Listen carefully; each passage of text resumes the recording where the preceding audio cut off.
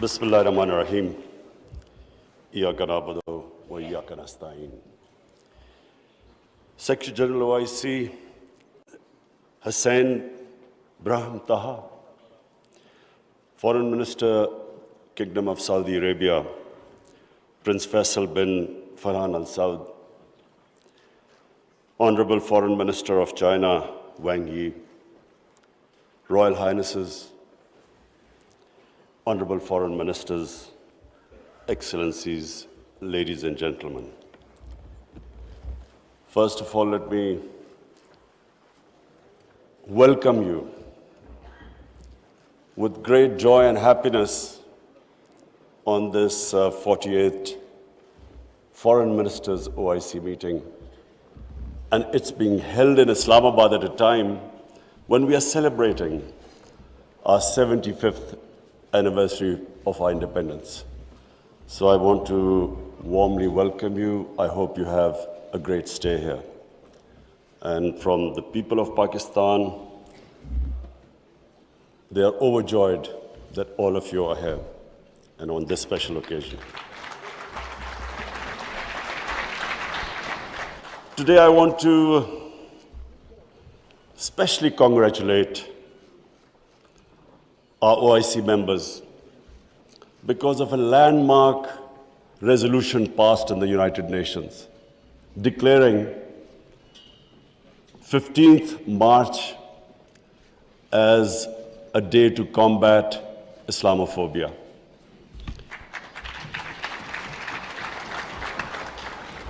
But I want to remind people why 15th of March.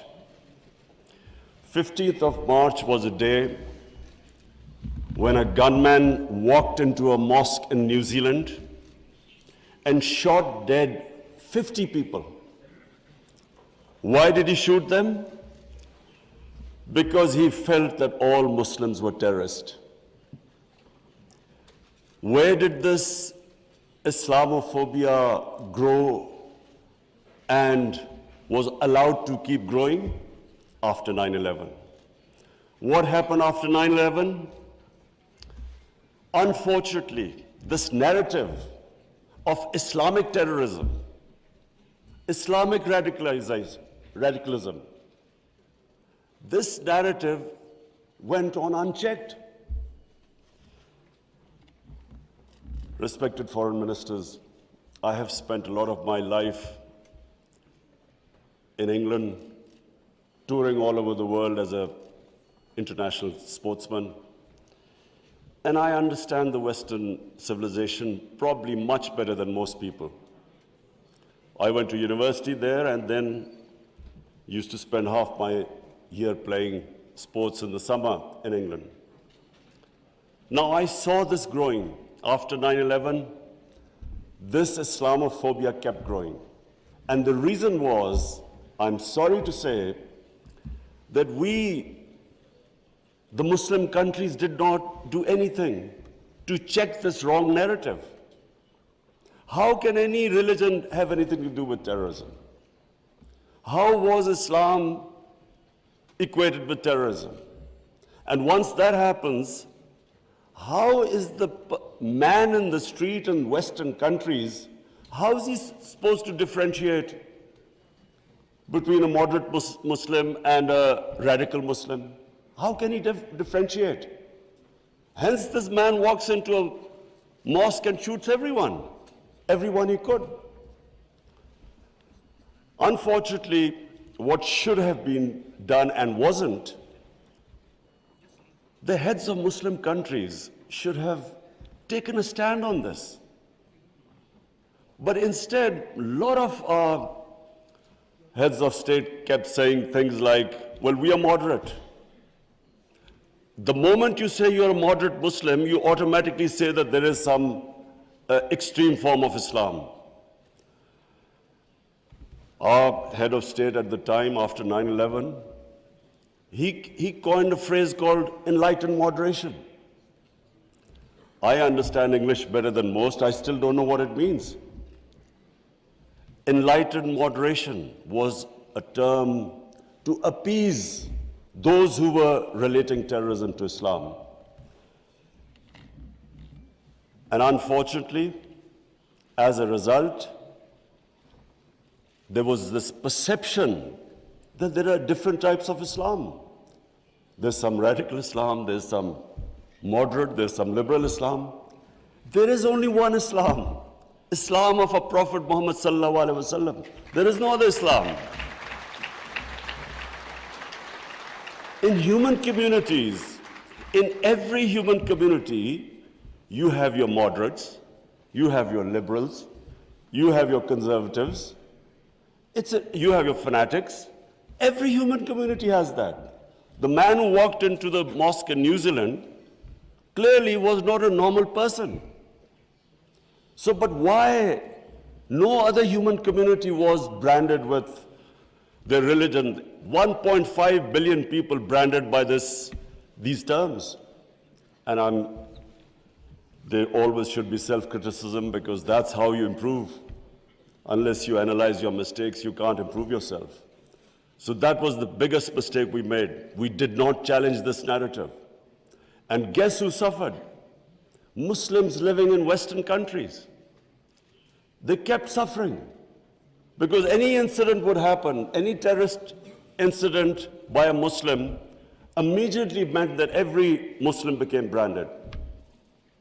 When 9/11 happened, I still remember, people were petrified in Pakistan that I hope there was no Pakistani involved.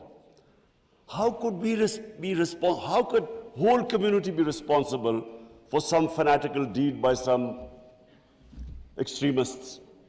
So therefore, this was it was one of the worst periods for Muslims living in non-Muslim countries. And then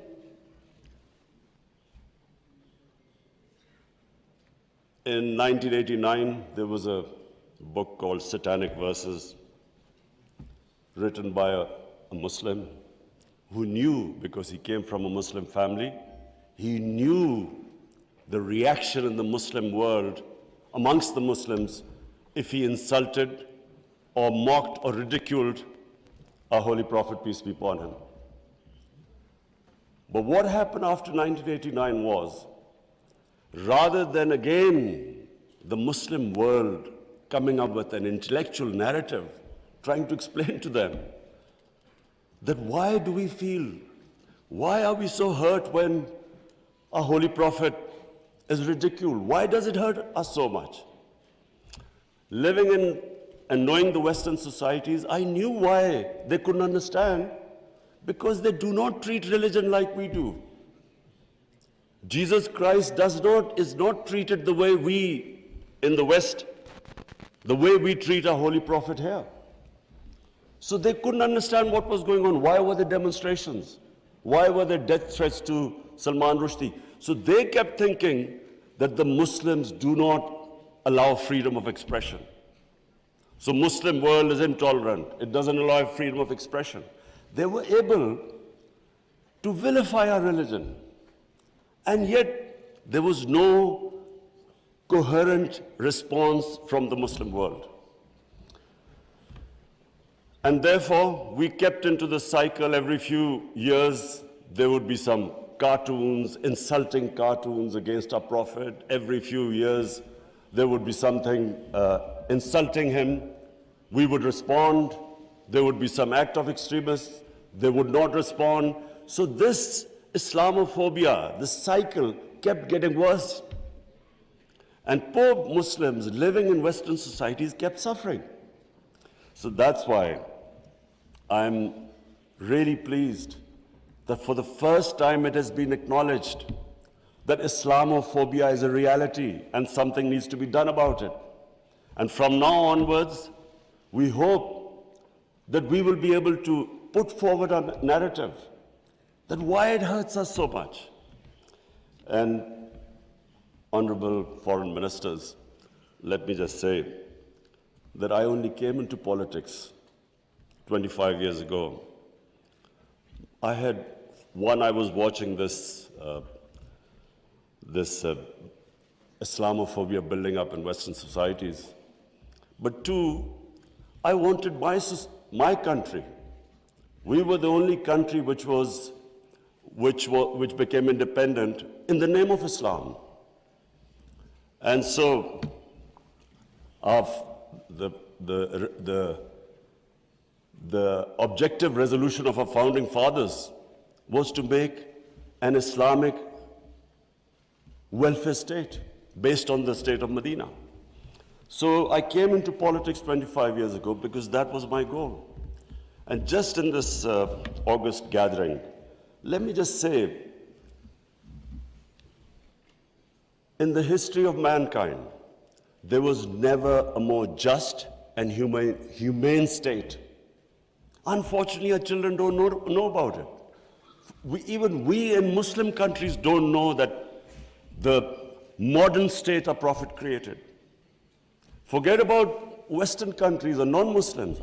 How would they know about it when we ourselves don't understand that he created a state which laid the foundation of one of the greatest civilizations in human history for the next few hundred years. And that foundation was laid in the state of Medina. So what was that foundation? This is again what most people don't understand.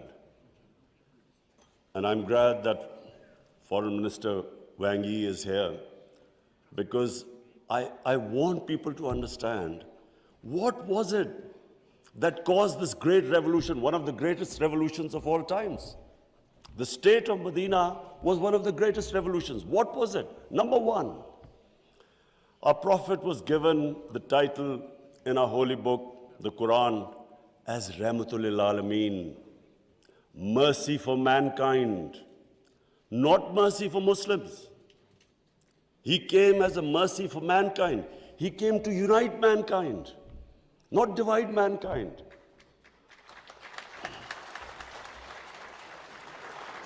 Allah for Muslims is Rahmat Rabbul Alameen, not Rabbul Muslimeen.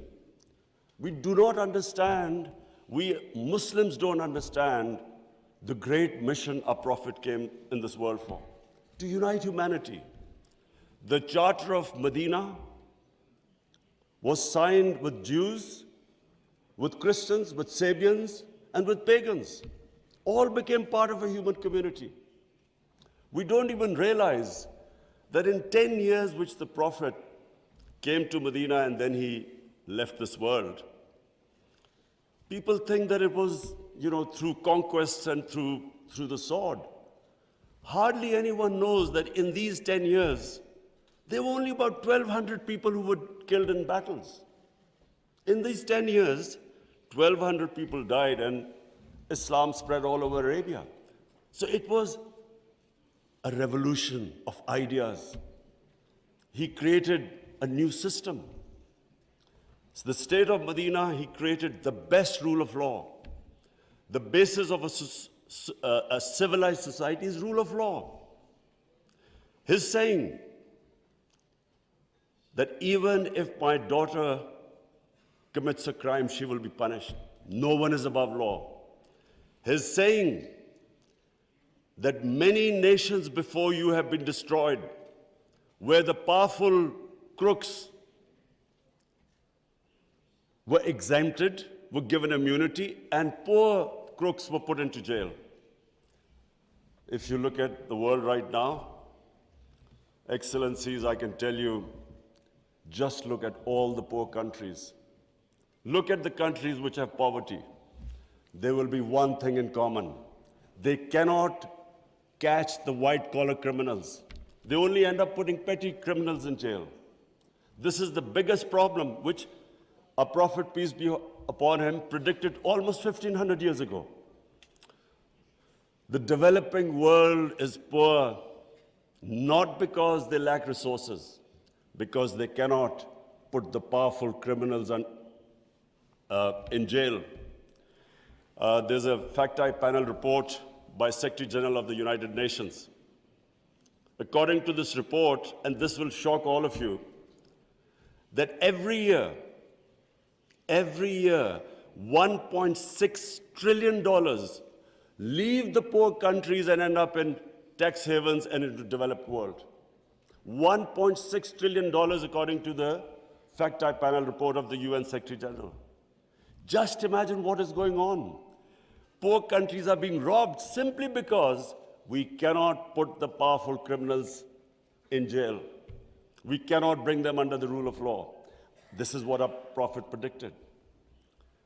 And this was the state of Medina where he set up this system of rule of law, no one above. And two of the first four Khalifas, two of the first four heads of state of Medina ended up in court of law.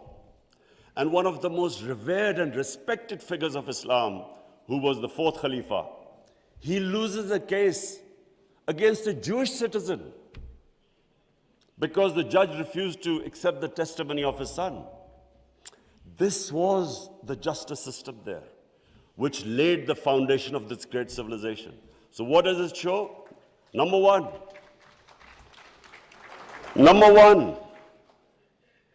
that minorities were equal citizens. They were equal citizens in front of law. There was no discrimination. Secondly, it shows that a common citizen could win a case against the head of state. No one was above law. This is 600 years before the Magna Carta was signed in England, which was the beginning of the democratic struggle of Britain. And it took them years before they could actually bring their head of state under the rule of law. This is what happened in the state of Medina. It was ahead of its time. And then it was the first welfare state in the history of mankind. Compassion, humanity. It was a state which took care of its weak, its orphans, its widows, its poor people. It was the first time pensions were introduced in the state of Medina. They took care of the old people. A compassionate state. A state where they wanted to please the Almighty. How do you please the Almighty Allah? By looking after His human beings, especially the weak. This is what happened in the state of Medina. And today, I feel sad whenever I go to Scandinavia. I see what a welfare state should be in all over the Muslim world. Look at humanity there. Look at the way they look after the weak. In fact, sometimes I'm sad because they look after the animals better than some of us look after our human beings. And remember, He's Rahmatul Alameen, so whoever listened to His message, whichever human community will prosper.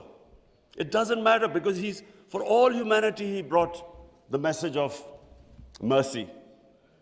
If you look at Switzerland, in the rule of law index, Switzerland is 99%. 99%. So with hardly any resources, it is one of the most prosperous countries in the world. So as I said, anyone who goes by the model of Medina will prosper. And then, quest for knowledge. Foreign Minister Wang Yi, you'd be surprised, one of our prophets saying, he said, even if you have to go to China to learn and quest for knowledge, you must go there.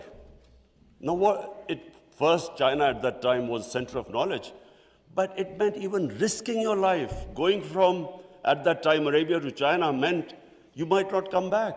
So that was the quest of knowledge. You have to seek knowledge from cradle to grave. He sparked off this great knowledge revolution. For hundreds of years, the top scientists were Muslims because they thought quest for knowledge was a sacred duty. Look at the situation in the Muslim world today. How much do we have a quest for knowledge? And then we get so much, wherever you go, Muslims are that we imprison our women have no rights. And sometimes, it almost seemed that the US invaded Afghanistan to liberate their women. There was no other reason except to liberate their women. Somehow our women are in prison. Let me just tell you that it was a revolutionary move by our Prophet that women were given inheritance rights. They were empowered. In Europe, even 100 years ago, the women barely got their inheritance rights. 1,500 years ago, women were given their rights. And no one seems to know this. And sadly, cultural issues are equated to our religion. We cannot explain, sometimes Western people say, they confuse culture with religion. I'm sad to say in Pakistan, we discovered 70% of our women do not get inheritance rights. So we have especially had to pass law to enforce that women must get their inheritance rights. This is 1,500 years later. And no one knows this. Slaves, honorable foreign ministers, nowhere in human history has this happened. That slaves became kings. The Mamluks were slaves who became kings in Egypt. In India, there was slave dynasty, they became kings. Why? Because the Prophet said, treat your slaves as family members. Best to free them, if not, treat them as equal family members. So he was the greatest human being that ever stepped foot. There'll never be a human being like them. Anyone close to the Prophet became leaders. If you read the book, The Arab Conquest, everyone became a leader, whoever was near the Prophet. And our generations don't understand that, and neither have we been able to explain to anyone else. Let's not confuse Muslim imperialism with the 10 years of Prophet in Medina. Let's not confuse that, because that was not what the Prophet preached, where the Muslims went all over the world conquering. It is not what the Prophets, the whole revolution was of ideas.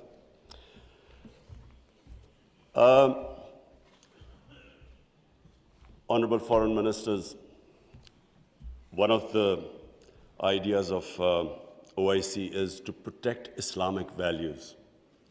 So now I will say something which is completely different. I believe that Islamic values never have been so much under threat as they are right now.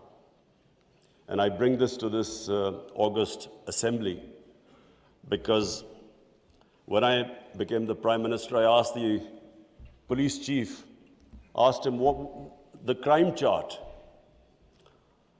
I was amazed to note that sex crime, child abuse and rape is the fastest growing crime in this country. So we did further investigation. We discovered that the mobile phone, the sort of pornographic material available on the mobile phone to children, this has never happened in human history. So the material available is causing havoc in our society without us knowing. Parents don't know what's happening when the child goes into his room or something. They don't know what he's watching on his mobile phone. It is very important that this August forum, we should plan how to combat this, because it is already having a huge impact. We have a rise in divorces. We all know that the more vulgarity, the more a society gets permissive, it has a direct impact on the family system. One of the most important things about Islam is that our religion protects the family system. We have values like we respect parents. We have respect for our teachers. But the culture that is coming through, social media, we really need to think carefully, how are we going to protect our generations? I have formed in Pakistan a Rahmatul Alameen authority of scholars. The whole purpose is how are we going to give an alternate point of view to our children, cartoons. How do we, because children get influenced from that age onwards. How do we strengthen our children against this unpredictable social media revolution. How do we know where it is going? So I think that I thought at this meeting I should mention, because we need to start thinking about alternate media, how we can combat. You can't stop social media, but we can give our children, fortify them, strengthen them ethically and morally. Now I come to two important political issues. One is Palestine and the other is Kashmir.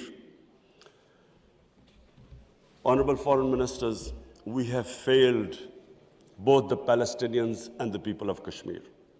I'm sad to say that we have been able to make no impact at all. They don't take us seriously. We are a divided house, and those powers know it.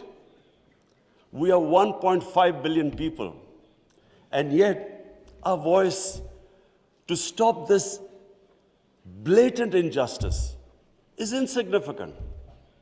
We are not talking about conquering some country. We're simply talking about the human rights of the people of Kashmir and Palestine, the international law, which is on their side, United Nations Security Council resolutions that back their right. In Kashmir, the international community promised them the right to decide their own destiny through a plebiscite. That right was never given to them. In fact, the special status of Kashmir was taken away illegally by India on 5th August 2019. Nothing happened because they feel no pressure. They feel we can make a resolution and then, back to our usual business. I'm not talking about altering our foreign policies. All of us countries have our different foreign policies. But on core issues, I'm asking the OIC that unless we have a united front, we will keep these abuses will happen. Like in Palestine, it's daylight robbery going on in Palestine. The only hope I have is now because of social media, first time in Western countries, there's awareness of what's going on to the poor Palestinians. That is so far much more than the OIC. It's the mobile phone and the spread of information of the injustices being done to the Palestinians. That is the best, at the moment, the best way to protect them, not us. In Kashmir, it's a war crime, according to the 4th Geneva Convention, to change the demography of an occupied land. India is changing the demography of Kashmir by making the Muslims from a majority to a minority, by bringing in settlers from outside. This is a war crime. Yet no one has pushed about it. Neither India has pushed nor Israel, because they think we are ineffective. So, honorable foreign ministers, let me just say that the way the world is headed, I'm afraid it's headed the wrong way. There's a Cold War almost started. There is a chance of world being divided into blocks. We 1.5 billion people, unless we are united, unless we take a united stand, we'll be nowhere. As what I'm scared to say where the future is headed right now. Before I come to Ukraine, I just want to talk about Afghanistan. It is extremely important that we stabilize Afghanistan. After 40 years, and no nation has suffered as the people of Afghanistan. 40 years of conflict. Finally, there is no conflict going on.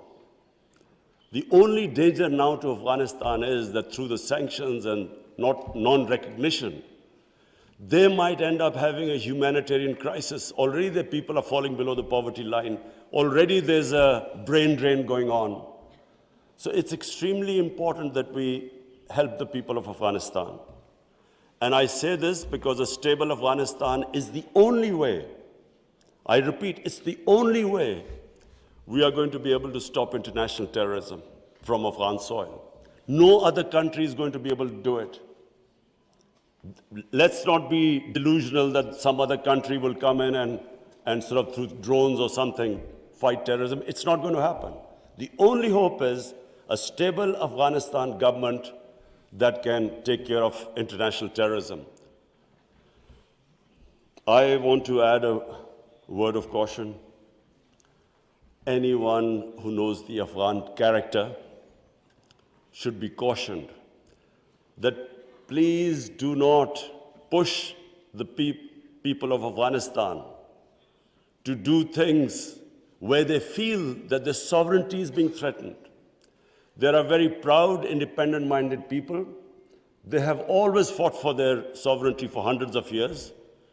They do not like the idea that someone is dictating to them. So I would caution that let's help them, let's encourage them, let's get them involved in the international community. And I believe that the people of Afghanistan are strong enough to evolve and go in the right direction. But please let's remember that the Afghan character does not like outside interference. And finally, I come to Ukraine. I'm, like I think everyone here and the rest of the world, we're all worried about what's going on there. May I suggest that the OIC, during its discussions, the foreign ministers, we should think about how we, represent 1.5 billion people, how we can mediate, how we can bring about a ceasefire, how we can try and put an end to the conflict. I'm going to meet His Excellency Wang Yi after this, and I want to discuss how maybe OIC, along with China, how we can all step in and try to stop this conflict, which is going to have, if it keeps going the way it is, it will have great consequences for the rest of the world. I have already, as the head of the government here, I can tell you that we are already suffering. Oil prices have gone up, gas prices have shot up, wheat prices have gone up because of this war. And if this keeps continuing, this is only going to get worse. So therefore, we should, all the countries which are non-partisan, we are in a special position to be able to influence this conflict. So as I said, I would want the foreign minister, Shah Mahmood Qureshi, please discuss with the other foreign ministers, and I will discuss with His Excellency, the Chinese foreign minister, how we can all, as a bloc, OIC and China, how we can influence the events in Ukraine and stop this and have some ceasefire and resolve this conflict. Lastly, honorable foreign ministers, let me again say what a pleasure it was to welcome you to my beautiful country. I want to end by saying, again, I repeat, that the world is moving in a direction which is sadly worrisome for all of us.